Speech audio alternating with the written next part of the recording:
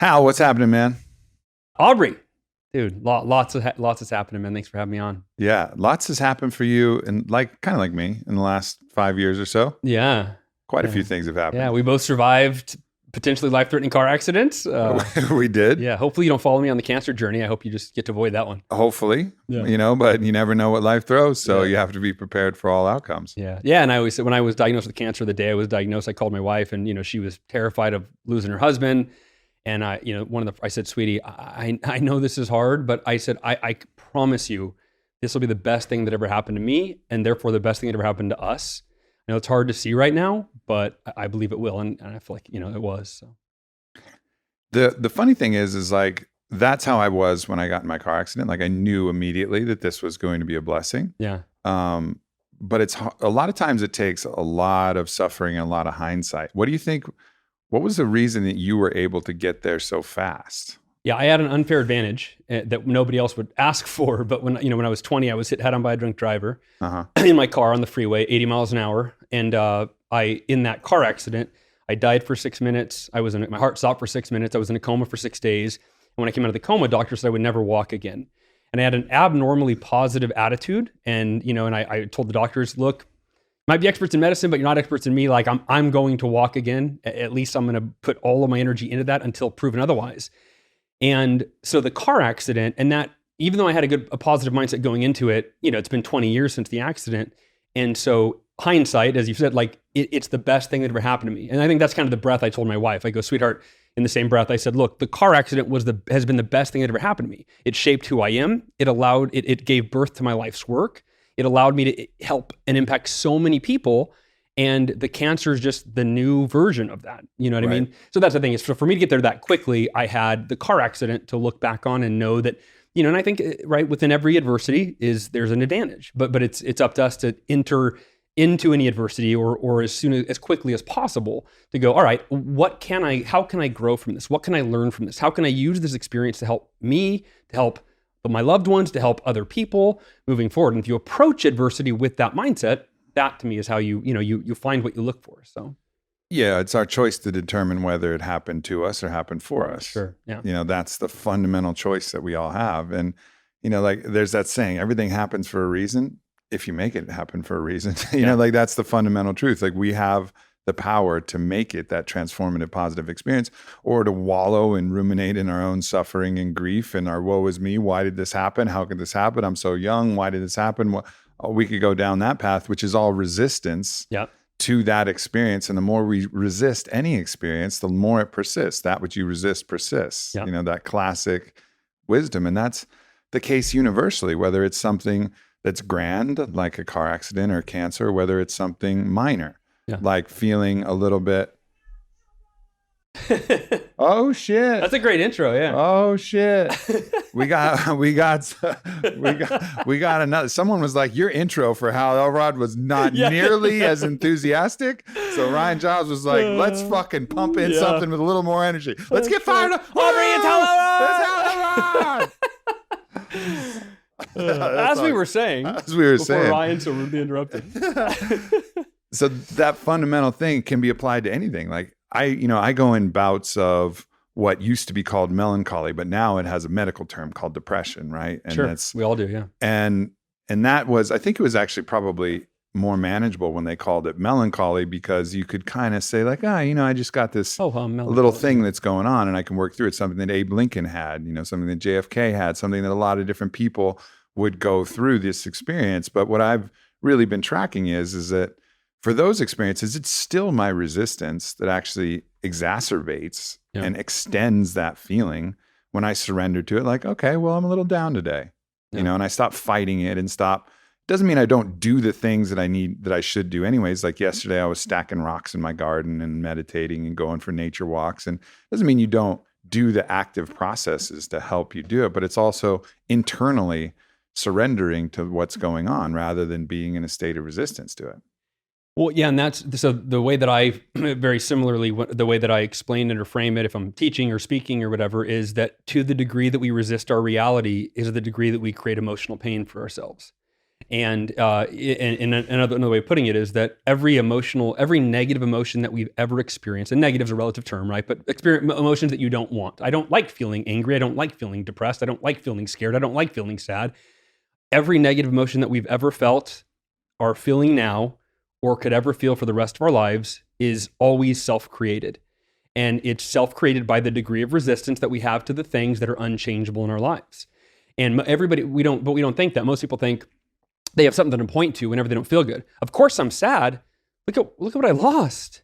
I mean, of course I'm angry. Did you hear what she said to me? Right? You'd be angry, right? And we always we think it's something outside of ourselves that causes the emotional pain, but it's never the thing. And the evidence of that is simply the idea that the same tragedy can befall two different people. And one person, it's the worst thing that ever happened. They're a victim. Poor them. Life is ruined. And the other person, exact same experience. And they say, wow, this is the greatest opportunity for growth I've ever had. There's a better version of me on the other side of this adversity. And I can't wait to meet that person and to become that person. Right? And so it's 100% our responsibility to, like you said, everything happens for a reason. We get to choose the reasons. Yep. And we can choose reasons that disempower us and discourage us, or reasons that empower us and encourage us, right? Doesn't matter. It's not the experience, right? It's not the adversity, it's not the challenge. It's how we respond, how we interpret it. And it's that either resistance or the opposite, which you said surrender, or I would call it acceptance, right? It's accepting everything that you can't change. And there's an important distinction. It doesn't mean you're happy about it. I think that's where some people get a little bit messed up, is go, well, how am I going to be? I'm not going to be happy that this happened to me. No. I'm not happy that I was in a car accident. I'm not happy that I wasn't happy when I had cancer and I was going to have to go through this horrific experience, right? But happiness is an emotion, right? And we can kind of, if we group our emotions, I have both my hands up here for anybody listening. You got my right hand, my left hand. On the right side is all the positive emotions, ones that we want to feel: gratitude, joy, excitement. The left hand, all the negative emotions. And when we accept all things we can't change, right? Our hands meet in the middle in prayer position, and it's a state of peace. So it's not an emotion. Emotions are fleeting. You can be happy 1 minute, and a phone call changes that, right? But when you consciously choose to accept all the things that you can't change as they are, you live in that middle, in that space that is a place of unwavering peace. And it's not emotionally charged, positive or negative. It's neutral. And then you get to consciously, intelligently ask yourself, which emotion would best serve me in this moment to deal with this adversity? It's rarely fear. It's rarely anxiety. It's rarely depression. It's right? It's typically gratitude or optimism, right? Those are the two you could probably boil it down to. So that's really it, is that we can choose to be at peace, and it doesn't mean we're happy that this adversity is happening, but it's more powerful. We're at peace with it. And then we can choose the emotion that would serve us to move through it as quickly as possible.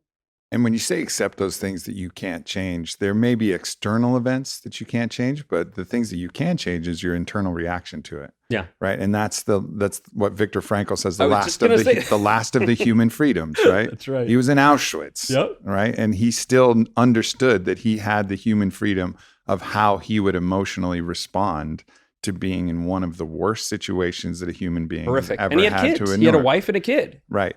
So he understood that the last of the human freedoms, that thing that cannot be taken, is our ability to change our own perception about these things. Yep. And what's also key is you can find people who will agree with your externalization of whatever thing you're going for. You can find a doctor that'll agree that it's a chemical imbalance, and maybe it is. Yeah. But you can find someone who will agree with it no matter what, and then find some kind of solution in a pill that will try and fix it. You can find friends who will say, oh yeah, fuck that guy, or fuck that girl. Yeah. That's bullshit. Blah, blah, and agree with all of the reasons. Or they'll be coddling and be like, oh, poor baby. Oh my God, I can't believe this happened to you. Which is feel terrible. Yeah, you poor thing, which is one of the worst things that you can say to somebody, because then that's reinforcing the fact that what they're going through isn't exactly the experience that they should be going through. Yeah. Right. Anytime you do that, have compassion, give them a hug, but sing the song of who they are truly, sing the song of them being well. Like when you find someone broken, don't agree with their brokenness and reinforce that, oh man, you're broken, I'm so sorry. Agree with the light that can come through them. Agree with the growth that this can bring them. Agree with who they are beneath that, whatever that external representation is. Yeah. And that's the best way to bring them forward, not to coddle them and to agree with all the parts that are sick, tired, broken, heartbroken, angry, whatever. And I think it's important for us to be good friends and also have those good friends who can point us back to that truth. Yeah, I would try to ask questions about somebody, I'll say, if you could rub a magic lamp and feel any way you wanted to feel right now, what would you want to feel? And I think that's a good place to start, is for them to tell you, like, if you're listening to this and you're like, well, how do I help a friend though? That, I don't, I can't just tell them to change their attitude or whatever. They might get mad at me, or they might, disown me because they just want, they're in it. And I always say, if you could, hey, I understand how you're feeling, right? That's rough, man. I've felt similar emotions. I can only imagine what you're going through. If you could rub a magic lamp right now and feel differently, or be in a different place in your life, what would that look like? And then you get them to tell you, and now they're literally saying, well, this is what I would rather have. And then it's, let's figure out how to get there, right? Like, let's maybe, what could you think about? What could you focus on? Which aspect of this could you focus on? What could you learn from this, and kind of guiding them along the way. There's a story I tell in my speeches about this girl who was in an audience, like 10 years. I started out at high schools and colleges, when I was 25 as a speaker. And I think I spoke at it was actually not a college, it was a company event. She was 27 years old, and she emailed me about 2 weeks after the speech. That's how I knew she was even in the audience. And her email, I'll paraphrase it. First of all, it had a picture attached to it, and the picture was of a tattoo of the 3 words that I teach in my speech, which are "can't change it." And it's that whenever you experience adversity, I always have this 5-minute rule where it's like, it's okay to be negative, but not for more than 5 minutes. Like, literally set your timer on your phone. You get 5 minutes to bitch, moan, complain, cry, vent, punch a pillow, like whatever you got to do. And then after 5 minutes, you say 3 really powerful words, which are "can't change it." And that reminds you, I can't change the thing that has happened whether it was 5 minutes ago, 5 months ago, 5 decades ago. Can't change it. So the only intelligent choice I have as a human being, if I want to be at peace and I want to move forward, is to fully accept it as it is. And so I taught her this, and I get this picture, and it has the words "can't change it" permanently tattooed in her wrist. And I'm like, oh, this is crazy. And to sum it up, she said 10 years prior, her dad had committed suicide when she was 17. Right? I can only imagine. That's like the most horrific thing in the world. Have your dad commit suicide at any age, 17. And she had spent 10 years deeply depressed, in and out of every therapy, counselor, psychologist, psychiatrist. She'd been on every depression medication because none of them worked, at least not for a long, right? And so she would switch from this to this to this. And she said, "Hal, I've been depressed for 10 years, and I thought I was depressed because my dad died. And everyone I told it to your point, Aubrey, they'd pat me on the back. You poor thing. You deserve to feel this way. I would feel the same way, right?" And she said, when I heard your message about acceptance and resistance and all this, I realized maybe I'm not depressed because my dad died. Maybe I'm depressed because I didn't know that I could accept that and give myself the gift of peace with that. And she said, and back then I used to give out these little "can't change it" wristbands after I would speak so people would remember it, And she said, I wore your wristband for the last couple of weeks, and it's the first 2 weeks in 10 years that I've been almost completely at peace. And I made a decision that whenever I have the memory of my dad's death, that normally gets me, feeling horrible. I decided to consciously make a change where I would choose gratitude as the emotion that it caused me. Gratitude that I was his daughter, that I have my life because of him, and nothing would, his death doesn't change that. And she said, she goes, I wanted a permanent reminder that I will never again feel emotional pain over my dad's death. And so I got the words "can't change it" tattooed into my wrist. And I mean, I was in tears reading this email, and I had a few thoughts. Number one is like, wow, I can't believe my message inspired her so much she got a tattoo. 2, her parents must hate me. She goes off to some, right? Comes back with a tattoo. But 3, I realized, wow, that like, if someone could go from being depressed for 10 years and trying everything that the doctors prescribed and all that, right? Counselors, and in a matter of a week or 2, end their depression by choosing acceptance over resistance, I realized this is such a gift to the world, and it's such an important, it's one of the most important lessons that we can not just learn and forget, but learn and write those words. You don't need to get it tattooed into your wrist, right? But write the words down in an affirmation, a mantra, something, right? Read them, live that 5-minute rule, give yourself that space, whatever. But yeah, just give yourself the gift of peace through the power of acceptance. Yeah, that's important. And also, I think to remember, to be seen is to be loved, right? And I think we have different ideas of seeing somebody, right? So sometimes our sight is limited to just the present and just their emotional body and just their ego, right? So we think that we can, if we see them in that and really and only see that, then that's compassion, and then they're going to feel seen and then feel loved. And in some ways, their ego will feel loved just from us seeing that, right? More so than us being like, oh, whatever, they're going through their thing and like not even paying attention at all. But there's a depth to the sight that I think is what's important. And the depth to the sight is seeing them beyond that. So you see that woman in the audience and you see her through, as you see her, acknowledging the pain that she's in, but see her through the other side, see her as the one that's in peace, see her as the one who ultimately transformed, and start that sight as soon as you can. As soon as you can, start seeing them, whether, and that's if someone's sick or if that's if someone's, anything that someone's going through, see them through the other side of that. And like your side of that will also give them the permission to see themselves in that way, because we're all mirrors for each other. Sure. In such dramatic ways. And so being that mirror, it's just like the kid that falls down and skins his knee and looks up to you. And if the parent goes, oh my God, the kid's gonna go, oh my God. Because they're looking at you like, is this okay? Am I gonna be okay? And the parents that go, you're all right, buddy. Yeah, that's a great analogy. You're all right, buddy. Yeah, it's gonna be all right. You'll be fine. Then the kid's like seeing the reflection in their parents, who's God to them at that point. Oh, God just told me I'm going to be okay. You know what I mean? And I think that's something that we can all do for each other, is to see not just the surface layers, which is important, but see the surface layers and then see the deeper, all the way to the soul. Yeah. And at that point, that person can be really loved and have the permission to actually become that thing that you see on the deepest level. Yeah. So would it be fair to kind of summing up, trying to reflect back what you just said, to see someone not as they are or as they've been in the past, but as they can become, exactly, as the best version of themselves, right? Which they always are. Yeah, it's already underneath it. It's in them, right? It's not something they have to go gather from the outside. It's actually the truth of who they are. Sure. Like see all the way deep. Yeah, to the unlimited potential. Exactly. And then they, through the reflect, because we're all mirrors, whether we want to be or not. We can't just like, we can cloud our mirror, but that doesn't do any good either, because then they're like, why am I not seeing any reflection? We're always going to be reflection, even if we try to be opaque, no matter what. So if we're going to be reflections to each other, which we all are, then be the truest reflection, mirror on the wall. Show me my fucking infinite soul made of love, please. Yeah. That is the opportunity we have. Yeah. And I think that creates the space for miracles, which is a word that I know that you're trying to put back into a different context and a different way that we can reframe that. So that's something I definitely wanted to talk to you about, because that's the topic of your next book, is like, because that word is charged. Sure. Right. Very loaded. Very loaded word. Yeah. And I applaud you for like trying to take that word and put it into a lexicon that makes sense. So like what do you mean when you're talking about miracles? Yeah. Miracles, like you said, it's a charged word, it's a loaded word. And I think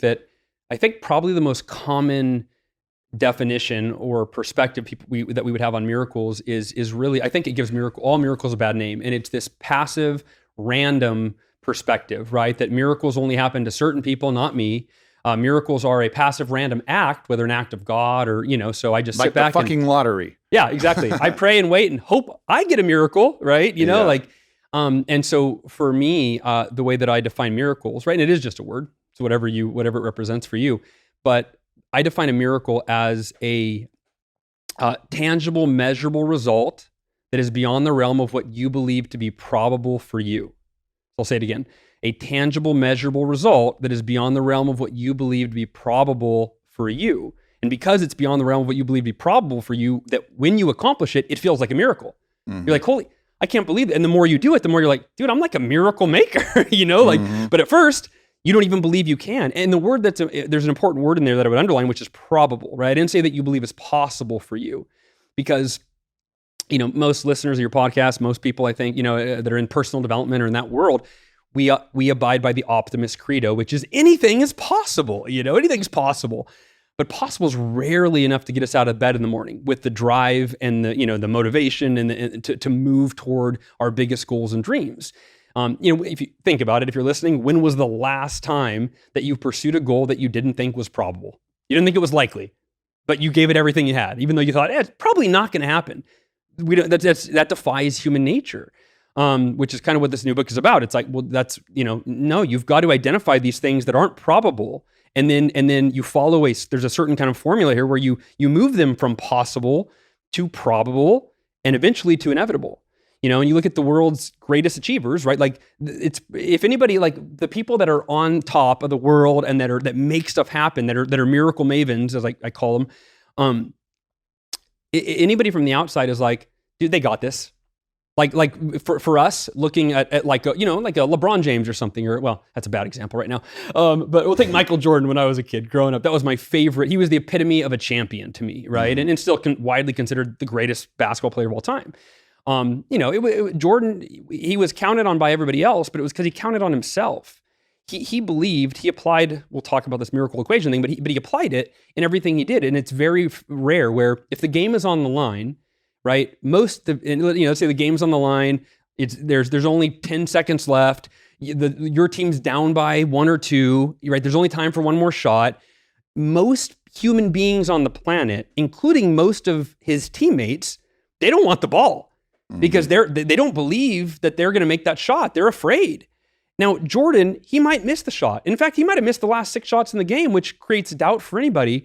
But I believe that the miracle mavens, these people that are the world's creators, the greatest, most prolific innovators, creators, contributors, at some point in their lives, whether it was handed down from a mentor or because they've developed it through their own self-reliance and experience and, slowly but surely gained confidence, they made a decision that I will make every shot that I take. I will win every game that I plan, right? And shot and game could be in, project and goal, whatever. And they made the decision and it's an unwavering faith that they have in their ability to make it happen. And every time they fail, it doesn't mean that, I failed. They never really fail because they temporarily don't succeed, right? But on the longer journey, on their mission in life, they're moving towards something greater and they learn from every failure, right? Mm-hmm. I don't remember where we were going with that, but so that's the idea of a miracle. Is one great example of that too is I had Alex Benayan on my podcast. I don't know if you're familiar with him, no. But he had this moment where he was studying for his medical exams in school, and he was like, "Man, I really want to write this book, but I need seed capital to do this." And he got this wild idea that he was going to go win The Price is Right. He never even watched The Price is Right, but he was going to go win The Price is Right to get the money to do it, right? That's like an interesting capitalism. Right. And that was like, and that would be the least probable way that somebody could get. But he had this belief, and then he studied and he figured out that there was going to be a producer and a secret producer and how it would go. But he had this faith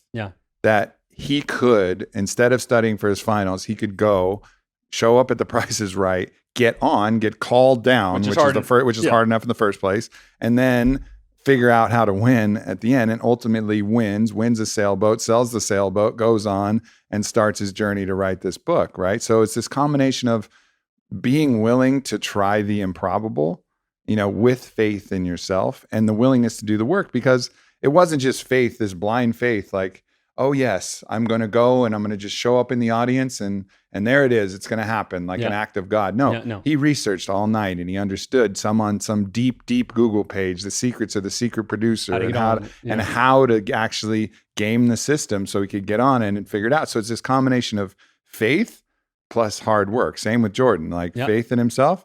But man, did he take a lot of shots? Did he actually practice as hard as anybody? You look at that with Kobe, with anybody. Any of those guys, Any of these guys, they're willing to do the work, but they're going to believe in themselves all the time. And I think that combination of faith plus hard work is how you end up creating these miracles. Yeah, absolutely. Anyone when we study the world's most prolific, again, achievers or successful individuals in any walk of life, you find that there are 2 decisions that they all make. And these are the fundamental decisions that allow their success. And these are the 2 decisions that make up this miracle equation concept. And for me personally, the first time I really applied it was when I was told I would never walk again, right? And my unwavering faith, I decided I'm going to walk again, but I didn't really know. Of course I didn't. I had no way of knowing, Mm-hmm. And so this is really, it's a success strategy. I mean, there's no guarantees in life at anything, right? There's no guarantee that the Jordan's going to make the next shot he takes. And if he misses it, there's no guarantee, but his faith doesn't change that I'm going to make the next one. Oh, I missed that one. Damn, I was so sure I'd make it. Well, I'm just as sure I'm gonna make the next one. Damn, I missed that one too. Wait, give me the ball again. I'm gonna make the next one. Shoot, I've missed the last two, but give me the ball again. It's just a decision of how you approach. That's the thing. It's a fundamental way of living, right? It's a fundamental way of living where it's a lens that you view every challenge you face, unwavering faith that I can overcome anything that comes my way. Every opportunity that is either is coming toward you or that you want to pursue, I have unwavering faith that I can accomplish this. And if you don't, your faith doesn't waver. You learn what you could have done differently, because none of us are perfect. You make adjustments, and then you maintain that same faith in every single thing you do. But I told the doctors that I would never walk again, or they told me I would never walk again. And I said, I'm going to walk again. And, and I was thinking maybe in 6 to 12 months, like I'm going to be a long-term, vision that I had. But so I visualized walking every day. I prayed about it every day. I, meditated on it every day. I thought about it every day. And I was 20 when it happened. And 2 weeks after the crash, after I was found, or 3 weeks after the crash, after I was found dead, my femur broke in half. It came out of my leg, compound fracture. My pelvis broke in 3 places. It was all the, like 8 other bones that I broke. And the doctors came in with routine x-rays. And they, by the way, I was so happy and positive. They thought I was delusional. They called my parents in. They're like, we're concerned with Hal. You might have gotten a traumatic brain injury. Yeah, and I had one, and that actually might be part of the whole, I don't even know, that actually might contribute. It might have been all meant to be, but no, yeah, they're like, we're concerned because every time we see Hal, he's always smiling and laughing and making us, telling us jokes and making us laugh. And that's not normal for someone that we're telling you're never going to walk again. His body is mangled. He's got ridiculous scarring all over his body. This isn't normal. So we think that he's checked out of reality. Like he can't handle his new reality. So it's funny. They actually, their prognosis was the opposite of my reality. They thought he can't accept what's happened to him. So he's just like in la la land. And it was, no. I fully accepted what happened to me. I'm completely at peace with it. So I'm in real land. Like this, I'm at peace with it. So I'm not scared. If I never walk again, I told my dad, I said, Dad, if I'm in, because my dad came in after the meeting with the doctors when they said, find out how Hal's really feeling. He should be scared. He should be depressed. He should be angry. Some of these are the normal emotions that we need to work through in therapy with him, but not if he's all happy-go-lucky. We got to get to the bottom of it. My dad came in and expressed this to me, and I said, Dad, I live by the 5-minute rule. I learned it in my sales training. That's how I got that from. I said, it's okay to be negative, not for more than 5 minutes. It's been 2 weeks since my crash. I can't change that I was in an accident. And I said, and I've imagined the worst case scenario, which, I'll call that, I'm in a wheelchair the rest of my life. I never walk again. I don't want that. That's the worst case scenario. And I'm at peace with it. I said, Dad, to the point where if I'm in a wheelchair the rest of my life, I promise you, I will be the happiest person that you've ever seen in a wheelchair. Because I'm in a wheelchair either way. And if you're listening right now, like, what's your wheelchair? What is the experience that is, causes you pain? A lot of us we're suffering from our childhood, right? Something that our family did or whomever, when we were kids, and it's not happening anymore, but we still feel pain, resentment. It wasn't fair. I didn't deserve that. I was just a kid. And absolutely, those are all things true, but the suffering doesn't have to continue, right? This, I forgot was it Joe Dispenza that said pain is somebody. I think that's an old Buddhist saying. Is it? Might have even gone all the way back to Buddha, that pain is inevitable, suffering is optional. Yeah, right? Yeah, and so I said, I'll be the happiest person I've ever seen in a wheelchair, But I said, Dad, that's only one option. One option is doctors are right. Never walking again, and I really don't, that may be the option. Option 2 is I will walk again. And it's a fact that the doctors don't really know. They can't. They don't know. I don't know. I have no idea. I just know that's what I want. So by accepting the worst case scenario and making peace with it, I can now focus 99% of my energy. I'm sure I'm gonna, of course, there's gonna be times when I think, well, gosh, what if I don't walk? Man, what's that gonna be like, But I said, I get to now focus 99% of my energy on what I do want while being completely at peace if it doesn't work out the way that I want. I think it's interesting that, so thinking in terms of the doctors, like the doctors want to give you the most likely prognosis. Sure. And they want to do so in a way that it almost eliminates hope. Because hope is a very passive emotion, right? Hope is like, again, hoping for some external thing. I hope that my body on its own fixes itself. I hope that some treatment happens that can come fix me, right? Yeah. But hope is passive while faith is active. Sure. Like the active part of faith, that's a great point. The meditation, the prayer, the visualization, these things, the same thing that, you mentioned Joe Dispenza, the same thing he used to come back from his accident. Yeah. And the same thing that is like a similar thread between all of these ostensible miracles, which the doctors will say is spontaneous remission. And there'll be other names that the doctors will give to these things, but it's discrediting the fundamental difference between hope and faith, because hope can be incredibly painful, because if you have hope, that's an expectation of something happening. And every day that thing doesn't happen, that hope will be like a thorn in your side, going deeper and deeper and deeper until you surrender and at least accept what's happening. But faith, is a different thing. Faith is that active practice. It's an active practice that can actually help facilitate the result that you're looking for.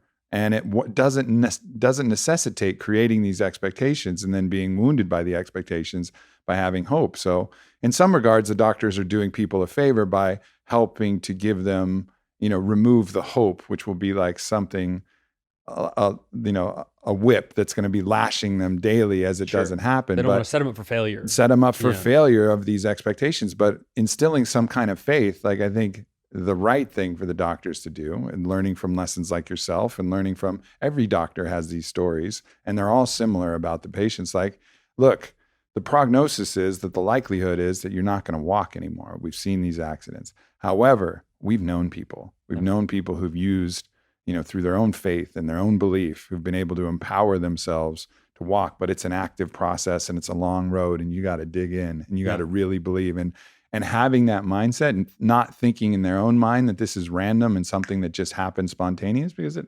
typically isn't. Maybe sometimes it is spontaneous, but typically the through line is someone taking that active participation in the faith in their own recovery. And that's not faith in some external force doing it. Again, that's hope. That's faith, is that I'm going to be the one who does this. And, if everybody can be mindful of that, like, hey, I acknowledge that this is a rough road. The odds are stacked against you, but there's been people who've done miraculous things. Yeah. And the through line of how they got there is through faith. And what does that mean? And prayer, what does that mean? Well, praying as if it has already been done. That's the visualization part of prayer. That's how prayer actually works. You can even track that back to the Bible, pray as if it has been done, not pray as if I hope that God, the fucking genie in the bottle, is going to come grant me this wish, and all I got to do is sit there and ask for that. Yeah. No, pray as if it has already been done. And then put in the work to make it happen. And put in the work to make it happen. Yeah. Yeah, you I love your distinction between hope and faith. And what it prompted a thought for me when you were talking about hope and the way you just kind of defined it, in the context you created around it, is it really can be a form of fear, right? Mm-hmm. It's almost like hope, fear disguised as hope, like, gosh, I hope this happens. I really hope. And you're really just saying, I'm terrified it's not going to happen. Yeah. So I hope it does, because I don't think it's going, I'm afraid it's not going to, right? Whereas faith is a decision that, I believe this is possible, and I'm going to do everything in my power to make it probable. And hopefully it becomes inevitable. Mm-hmm. That's a really powerful. And you need to train doctors, by the way. Just after what you just said, you need to. Let's create a little program for doctors. For sure. It works. So we're talking about medical conditions. It works in relationships too. Because hope and fear are very closely linked. Like, I hope my girl doesn't leave me, right? I hope she doesn't cheat on me. Yeah. Well, like, these things are so wrapped in fear. Yeah. That the fear actually is a belief in the negative outcome. Like, what is fear? Fear is a belief in something not preferable happening to you, right? Yeah. And so that belief is going to call forward that thing. A belief has the power to call forward that result. If you believe you're going to win a fight, you're more likely to win the fight. If you believe you're going to lose a fight, you're more likely to lose a fight. If you believe your girl is going to leave you, she's more likely to leave you. If you believe, whatever you believe is going to happen. So the extent that you have fear is the extent that you have this negative belief, versus that faith, like, I have faith that this is going to work out. And that confidence is going to be actually what is the most attractive trait that you can exemplify, and is actually going to create the most positive result, rather than the fear and the doubt and all of these things. So it applies universally. It's faith versus fear, and hope, as you really correctly identified, is wrapped in fear. Yeah. And it's like Bruce Lipton in his book, The Biology of Belief, right? He talked, the mind-body connection to me is so much more powerful than 99% of people realize.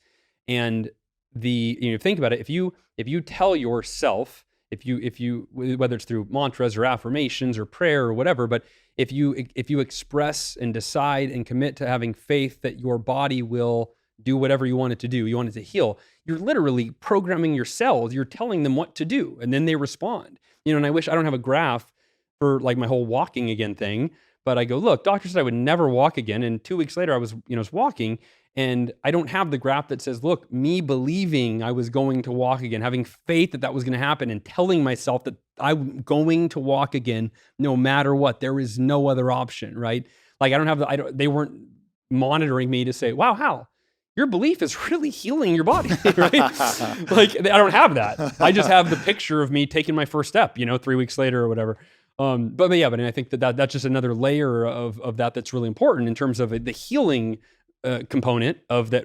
Our mind does affect our biology, and whether that's in terms of, if you have faith that things are going to go great in your life, and faith and gratitude even for what is going well, right? You're creating energy in your body. You're creating healing. You're creating health, longevity in your body.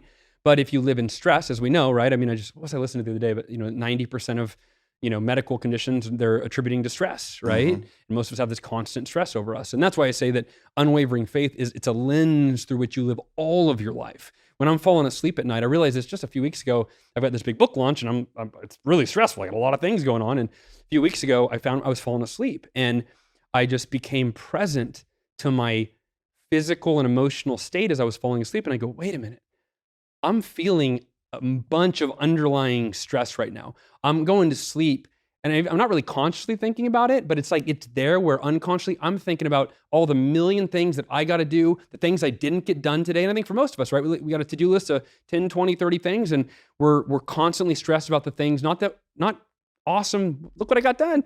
Man, I didn't get done these other 12 things. I didn't get, And so as I went to bed, it's like calling it my miracle evening. But now I go to bed consciously. It's in my schedule. It's a reminder that goes off right before I go to bed, and I just think thoughts that are empowering, that are loving, that are encouraging. And I go to bed feeling amazing.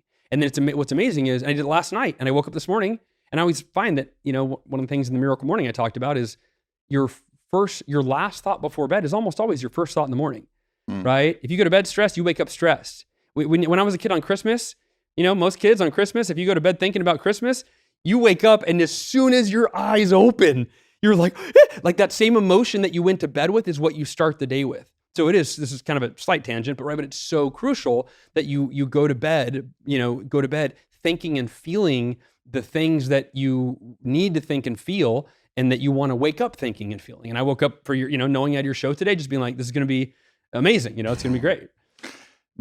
The interesting, there's a couple interesting parts, and one of them is that while belief isn't very easily measurable, like you said, like it's really hard to measure belief. But the way that we measure belief is through the placebo, right? It's actually through tricking people, because the placebo it's literally tricking somebody into believing something. It is an externalized belief, right? But you trick them by giving them a fake pill. Yeah. And then you trick them into believing that pill is going to heal them.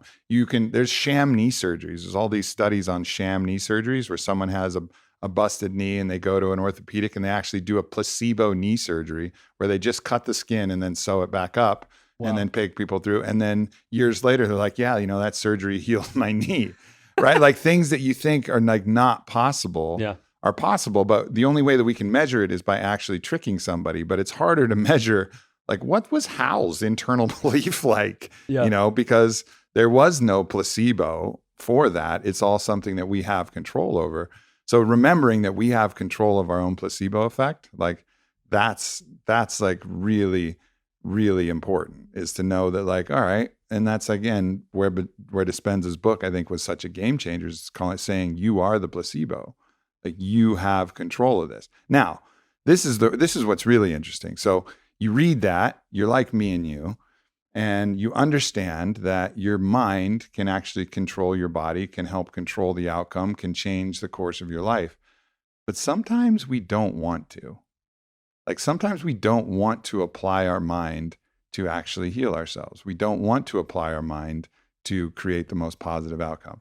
And that's where it's really interesting. That's what Stephen Pressfield calls resistance, right? Mm-hmm. And it's almost like the ego wants to stay in a state of suffering. Mm-hmm.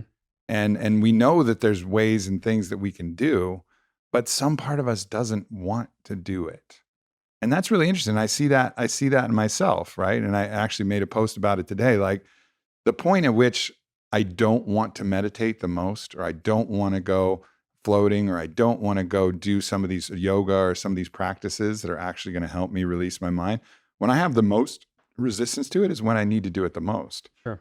But why? That's fucked up. Like, it's just like there's this force inside of us that wants to keep us small and wants to keep us in suffering. And maybe because we like the story of our suffering, maybe because we feel like we deserve the suffering that we're getting, or maybe because it justifies this idea of who we are as the one that's always has the bad things happening to them. So we'll find ways to stay in that rather than to make that bold, gallant choice for faith, which is always available. But it's really interesting, these forces that we have inside ourselves. And with practice, someone like yourself has practiced and had the opportunity to see what the result of making those positive choices, giving yourself the 5 minutes and then going full force into faith and seeing the benefit of that. But I think it's interesting for all of us to have the awareness of, okay, when we know that there's a couple choices, what is the part of us that wants us to stay in suffering, that wants us to wallow?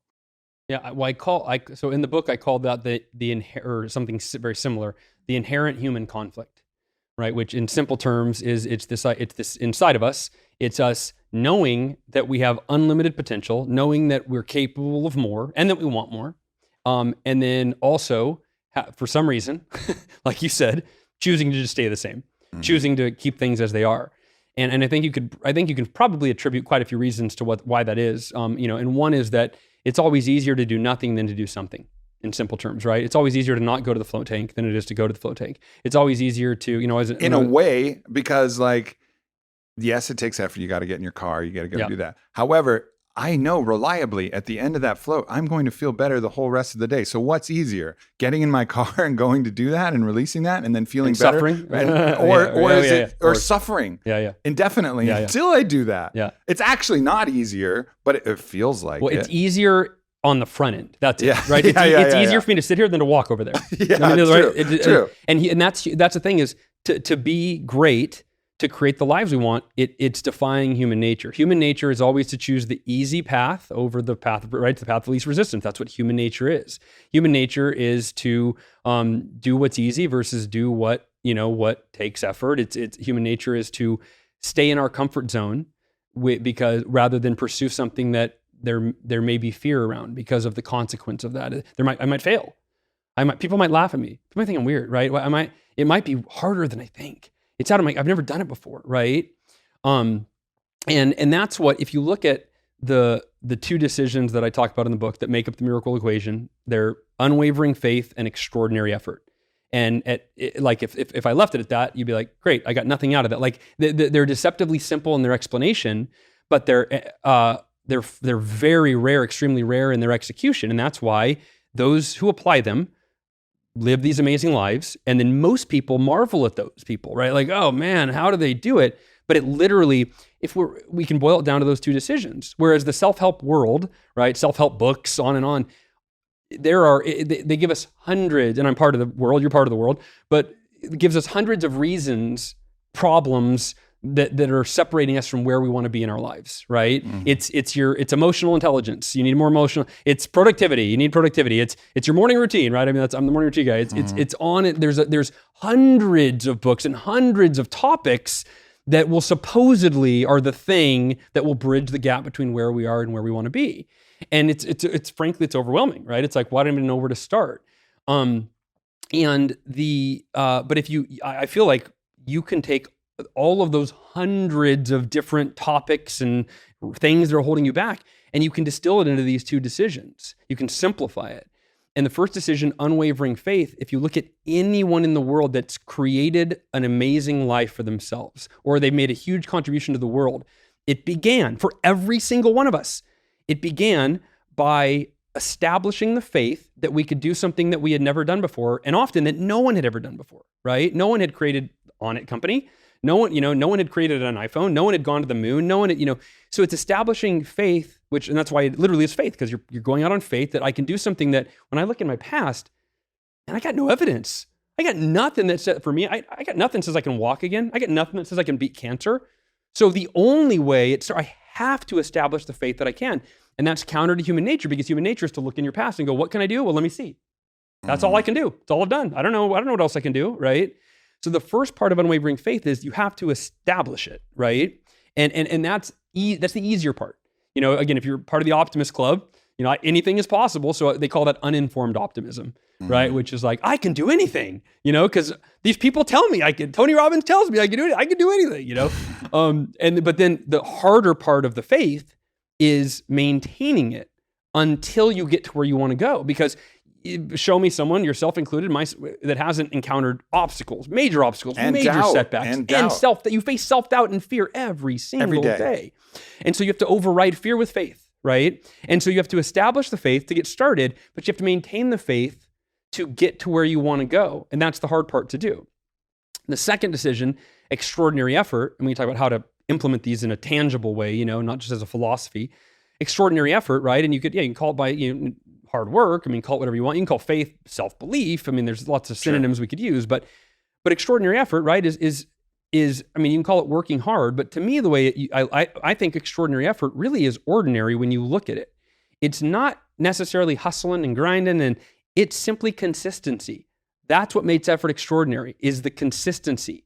It's if you do one thing every day, if you just schedule half an hour a day to move closer to your biggest goal, your biggest dream, maybe it's an hour a day, and you do that every single day, and then here's the word that if you're listening, if you're watching, circle this word, underline this word 3 times. The word is until. Most people don't maintain the faith and the effort until they get to where they want to go, because if they did, they'd be there, right? If you establish the faith and then you maintain it so that it's unwavering, and you put forth that extraordinary effort, and you do both, and you're committed until however long that takes, because it usually takes longer, right? Your success moves from possible to probable to inevitable. And sometimes that initial goal or dream, you actually might on the path go, oh wait, that's actually not what I didn't want to do. I actually figured out, because of who you become on the journey and the opportunities and the things that show up for you. Oh no, I'm actually going to go, dude, I'm going to divert. I'm going to head this way. Like for me, I sold Cutco when I was 19, and my manager was the number one manager in the history of the 50-year history of the company. And I wanted to be him. So I'm like, I'm going to break every record he said. I'm going to be the greatest Cutco manager of all time. Then I got in my car accident, and I went, oh, maybe I'm meant to do something different, something more. Maybe I'm meant to use this to help people. But here's the thing. When you approach this with a mindset of, well, I can't fail. Even if I don't hit my intended target, the characteristics and the qualities that I develop on the journey, those stay with me forever. The goals, each goal is short term. Like who I become is the most valuable part of this miracle equation process. And so for me, who I became through a year and a half of like being one of the top sales reps and, developing the discipline and all these qualities that had eluded me for the first 19 years of my life. I was a class clown, didn't get good grades, wasn't an athlete, like nothing. And at 19, I made some decisions. I will maintain unwavering faith that I can break some of these records, put forth extraordinary effort until I do. Some goals I hit, some goals I missed. But every time I missed a goal, I evaluated what could I have done differently? How did I mess up on that? Sometimes it's just dumb luck, whatever. I'm going to adjust. I'm going to go bigger next time. I'm going to go bigger. I'm going to keep going bigger and bigger and bigger. And eventually, again, your success moves to inevitable. Yeah. So you become your own KPI, right? Like you become the own thing that you're working on. It's not the external success. It's not whether you made the sales. It's you becoming the person who applies themselves maximally to create that. It's that. That's one of my favorite parts about the Deadpool series is when he goes maximum effort, like recognizing that there's these points where we have our ability to apply maximum effort. And like, that's the thing that you never regret. Like if you apply maximum effort, and that's not over maximum. That's not like over obsessing and exhausting yourself and borrowing from tomorrow's effort to pay for today's effort. Sure. It's just giving your maximum effort in that moment, and repeating that moment over and over again. Okay, maximum effort. My maximum effort is, every time I get in the shower, I'm going to turn the nozzle cold. Maximum effort, here we go. And like that is a skill that we can train along with faith. And that faith is, because we're always looking for evidence, our amygdala and our whole organism is looking for evidence and trying to assess. And sometimes we just don't fucking know. Sure. And so that can be paralyzing. Like, I just don't know, but I'm just going to keep going in this direction because I'm going to learn something about myself here, no matter what. I know I can learn something about myself at the very least. So yeah, I don't know if this is the path that I want to take forever. I don't know if this is a relationship that's going to yield my children and the, passing of my lineage down. I don't know, but I'm going to go and I'm going to see, and I'm going to have faith and give it the maximum effort until I know something, and that's the choice that we always have. Like, no matter how much fog surrounds the forest and we don't know where we're going, like there's that point for maximum effort. And sometimes the maximum effort is to sit. Sure. Meditate, is also a form of maximum effort. So it's not always the outward doing, it's the yin and the yang of the maximum effort, like the external outward doing and the internal exploration of your shadow and the internal actualization of your being. I mean, for me, that's where I feel like now my calling for my maximum effort is to see, like, all right, what is the maximum, most joyful, happy version of Aubrey that I can create is, because I've built on it. I've written the book. I have more books I want to write and more things, but that's not what's next up on the list for me. What's next up on the list for me is purely me. Nice. And it's not I'm going to learn about me through these other things. No, I just want to go straight to the source. Yeah. Like, I want to go straight to me and do the work necessary. And that's always been it's been a thread, but it hasn't been the primary focus. And I think now I'm finally ready to make, all right, let's put me as the primary focus of this and see what I can bring forward out of myself with the intention, with the unwavering faith, with the extraordinary effort. Like, what's possible for Aubrey? Well, and to your point, that, like you said, you put forth the maximum effort, extraordinary effort, right? And you might even not, I don't even know if this is the path, right? And I think that's a lot of people are hung up like, I need my purpose in life. I need to know, like, you create your purpose. And then sometimes you create a purpose and you go down that path and follow that purpose. And then you realize, oh, that's actually not my purpose. Or maybe I have another purpose, right? You can have more than one, And I think people put so much pressure on themselves. And the point is that you only figure out what your purpose is, what your path is, through putting forth that extraordinary effort, that maximum effort and an unwavering faith toward a meaningful goal. Mm-hmm. Right? And then you find out that, oh, that was it. I was on the right path. Awesome. Or that wasn't it at all. Right? Which is a win too. Yeah. But you don't know. You're sitting on your couch, right? With your finger go, well, I'm not going to move until I have it all figured out. Right? Like that doesn't do anything. You've got to fail forward, as John Maxwell talks about. You've got to move confidently toward, right? I mean, you've got to set these meaningful goals. Like in the book, I at the end, the culmination is a miracle equation 30-day challenge, which is like, look, set a meaningful goal, not for the purpose of reaching the goal. Yeah, you're going to give it everything you have to reach that goal. But but that's not the benefit. Like if you get the goal, that's a bonus. That's awesome. Right. But you're going to, in the next 30 days, develop the qualities and characteristics so that unwavering faith becomes your default mindset, right? It starts to become just an extraordinary effort becomes ordinary to you. It becomes easy. And at the end of 30 days, you get to assess and go, all right, do I want to, you might go, dude, this goal is going to take me like a year, right? Like 30 days was just the first step toward the goal, right?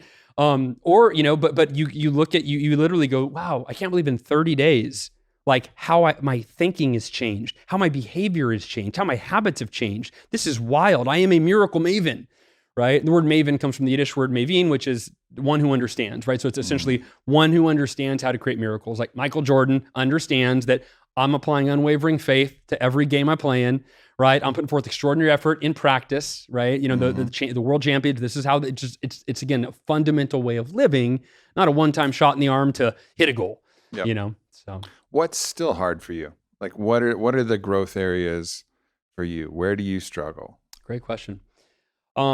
So I would say I struggle with fear, self-doubt, and insecurity, all the time. And that actually is a great question that leads to something that I should mention, which is, let me say, so I struggle with fear, doubt, and insecurity.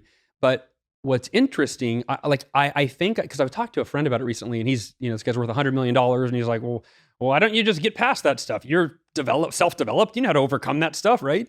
And I said, yeah, I do. I said, honestly, I think part of me hangs on to that because it helps me to relate to everyone, right? I feel like my mindset is, your mindset is different than most people's mindset. And that's why we're trying to share like, hey, this is what we've discovered through many of it through mentorship and learning that we've learned and combining it all and now bringing it to the world. And so I think for me, hanging on to my insecurities and my fears and my self-doubt at some level keeps me grounded. But the beauty of it is this: I have fear, insecurity, and self-doubt, but that doesn't determine what I do. Right. That doesn't determine what I do today. That doesn't determine where I'm going. Like, right? They say courage is not the absence of fear. It's acting in the face of fear. So I'm afraid, I'm insecure, I'm nervous, I'm afraid people aren't going to like me. And I also realized, realized recently too that I'm still 20 in my brain. I don't know if it was because of the car, and I really wonder, the car accident happened when I was 20. And I wonder if something about, because I did suffer a permanent brain damage. And I've wondered if that I got in some parts of my brain are stuck at age 20. But I think this is true for all of us though. I think we all have our insecurities from childhood. But I realize I'm still the high school kid that, I was the class clown, but I was never really popular. I wasn't with the coolest kids. I got bullied and all of that, And so I feel like at age I'm 39 now, but I still feel like I'm still this high school kid that is no matter what, I still feel like people are cooler than me and they're not going to think I'm cool and I'm not going to fit in. And, so I struggle with all of those human challenges and insecurities and self-doubt. But again, it's using the miracle equation. It's using these things where, I'm insecure, I'm afraid, I'm scared, I've got doubt, but I have unwavering faith that even with all of that, I can still achieve everything that I want. And I'm going to define what extraordinary effort is for me today. And I'm going to move forward through it. Like when I was diagnosed with cancer, the day that I was diagnosed, I was given a 30% chance of surviving. The cancer I had, it's called acute lymphoblastic leukemia. It's very rare. It's very aggressive. 1.5 million people have cancer. 6,000 people have that cancer. So it's very rare and aggressive. And of those 6,000, 70% die. So when you're told that, right? And I have and for me, I'm at peace with death. Like I've died like 3 times during the car accident. So I'm at peace personally with it, but it's a different game with a wife and kids now, right? Sure. So that's the most terrifying thought that I have is the prospect of leaving my kids without my influence and my love and to raise them. So there was an element of, being terrified of like my worst fear, which is leaving my family. But when I was given a 30% chance to live, I asked myself, I'm like, okay, how do I turn that 30% into 100%?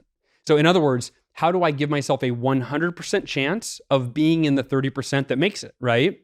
And one of the first thoughts I had, probably in the first hour, maybe the first few minutes, I don't remember the exact moment, but was the miracle equation. Because I created the miracle equation when I was 20 years old to break a sales record in my company. Like that's what I created it because it was this really difficult record. I was trying to do something that no one had done in 50-year history of the company. And I thought, man, if I were to do this, it would feel like a miracle. And I thought, I reverse engineered, how would it have to happen? And I thought, well, I'm going to have all sorts of fear and self-doubt along the way. I'm sure I'm going to have bad days, no sales. I know what the world in sales is like.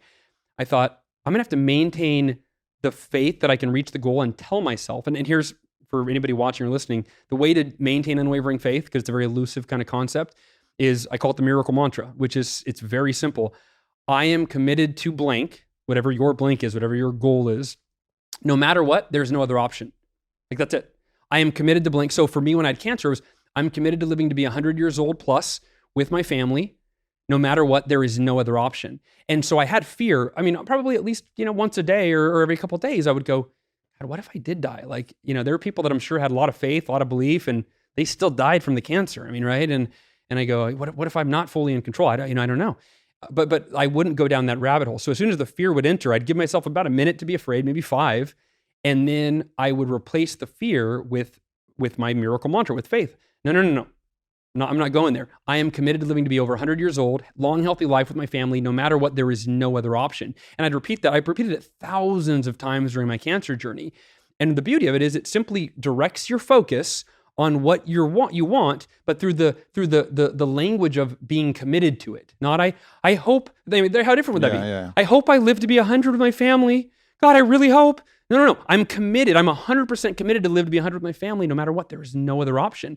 And so I overrode the fear with faith. And then because when I looked at my life, I went, the miracle equation is how I've defied the odds in the past. And it's how every person I've taught it to, it worked for them. Studying successful people, it worked for them. And then the extraordinary effort part right? And that was the other piece. I go, okay, what's my extraordinary effort? And I decided, my hand was kind of forced. I had to do chemo because this cancer, I was almost dead. My heart was failing, my lungs were failing, and my kidneys were failing when I went to the hospital. And I told my doctor, I want to do this. No offense, but I'm not big on your poison. I'm not big on cancer or chemo. I want to do this holistically, and I'd like can you support me in that? And he said, Hal, I appreciate that you want to do that, but you don't have a cancer that affords you that option. Last week you were healthy. Right now your heart's failing, your lungs are failing, your kidneys are failing. You've got, the way I look at it, you have between a few days, maybe a week before you're dead if we don't start chemo. And I thought that was a scare. I didn't know this guy's heart. I didn't know. I just met the man, right? I thought it was a scare tactic. And I go, okay, can I have, half an hour? 24 hours to go home and sleep on it, right? And consult Dr. Google, And I basically, some Google searches showed me that, this isn't a threat. Like this thing kills you in days, right? Right. So I did chemo, but my extraordinary effort was doing every holistic practice and the research that led to those that I would do if chemo wasn't even part of my world. And the only thing I was doing to heal was holistic practices. So I was taking over 50 vetted out supplements. I was reading book after book after book after book. I was doing ozone sauna. I bought an ozone sauna machine for my house. I was doing acupuncture. I was doing a certain kind of lymphatic massage. I was doing coffee enemas 3 times a week, which I always say there's no effort more extraordinary than sticking a tube in your butt and shooting hot coffee off of it, right? And it doesn't have to be hot, everybody. Yeah, warm coffee. Sorry, warm coffee. But here's the last thing I'll say on that is I call this the faith effort feedback loop, which is when you establish the faith that you can do something that you've never done before, right? That you're committed to do something. I had never beat cancer, of course. When you establish the faith that you can, right? That fuels your drive to put forth the effort because you go, dude, I'm committed. I'm committed to give it. I just said 100 times during my mantra, I am committed to giving it everything I have until the last possible moment, no matter what. There is no other option.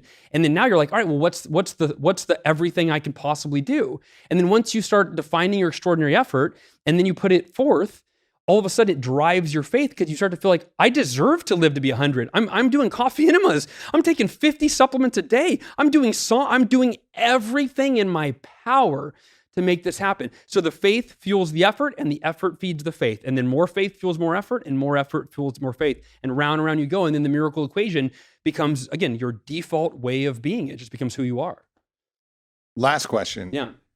Do you think that you can apply the miracle equation to being someone who rids themselves of fear, doubt, and insecurity? Right? Because these things, I understand that they do, they humanize you in a certain way, and we all have them. But I think also being one who's transcended those, and you can always draw back on your whole life having them. So it's not like people, you'll have no idea, like, fear, what is that? I was born without an amygdala. I don't know what you're talking about. It's not like you're an alien. Yeah. But knowing that those are the points of resistance, they're uncomfortable, they're diminishing, and challenging, and can be opportunities, whatever, I get that. But do you feel like that is a goal of yours and that that's an attainable goal? Yeah, I'm glad you asked that. And as I was thinking of my answer to your question, I guess fear is not really, now that I think about it, it's more insecurity and self-doubt. Mm-hmm. Fear I've transcended fear for the most part. I'm pretty fearless. I go after everything, right? So I'd say I'm pretty fearless. So yes, you can transcend fear, absolutely.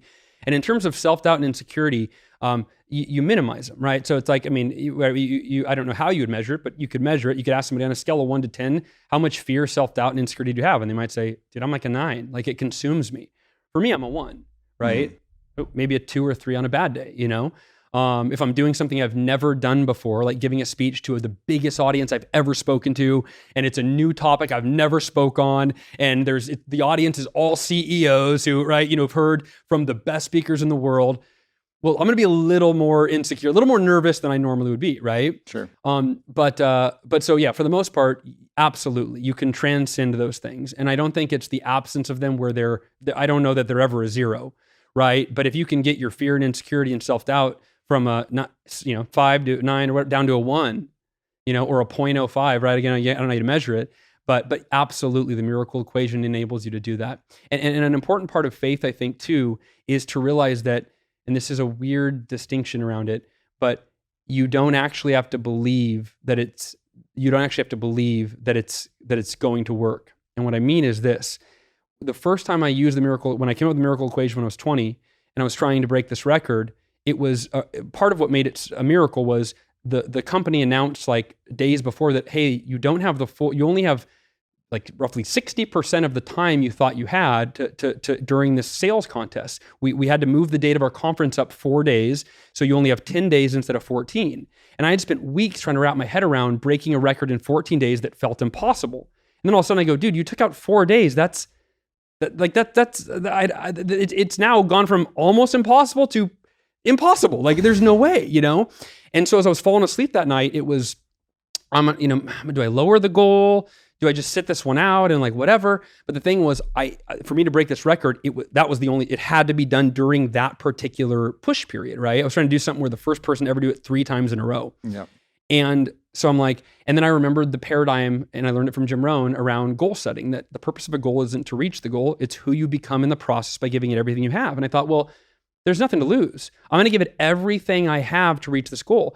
But here's the thing, Aubrey, if you would have been my colleague and been like, Hal, you're really going to try to sell that much in 10 days? Like, dude, do you think you can do it? I'd have been like, not really, but I'm committed to maintaining faith that I can, even though I like it. And here's a way to put it. If you're to be like, dude, I'll bet you 10 grand you're not going to reach that goal, I'd be like, I'm not taking that bet.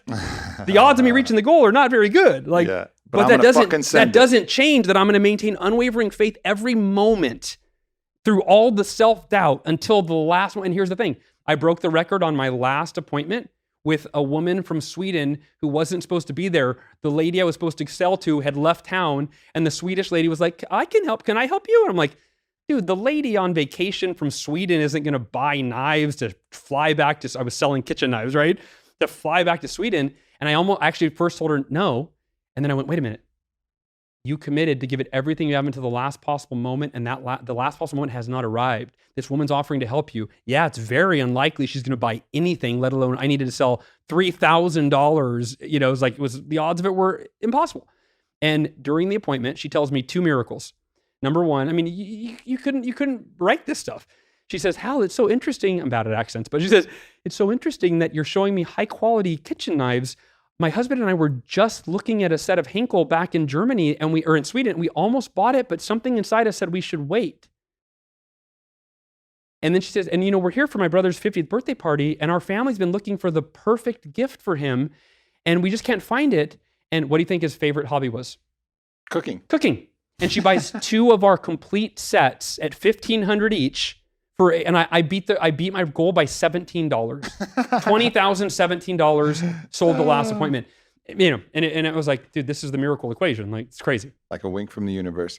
Hal, Thank you for coming on, my brother. Miracle Equation. It's out where? It's you self-published this one, right? No, this is my first ever traditionally published book. So this is going to be on Amazon. It's everywhere. Target.com, Walmart.com, Barnes & Noble, Audible. All the things. Yeah, man, all of it. Beautiful. Well, I encourage you guys to check it out. Hal, thanks for stopping by, brother. Thank you, brother. Appreciate it, Aubrey. Great to have you here.